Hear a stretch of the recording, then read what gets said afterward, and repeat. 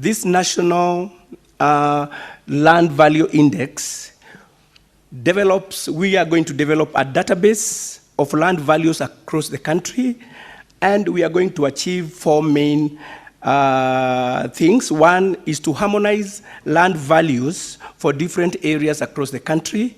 We'll also generate a reference point for the land values for compensation and other related purposes. Also, we are going to guide investment decisions for both public and private entities. And lastly, guide national and county governments in budgeting for public projects. So the cure to this, Mr. Speaker, is to have this land value index, because with that, we'll be able to compensate people adequately without overvaluing or without undervaluing.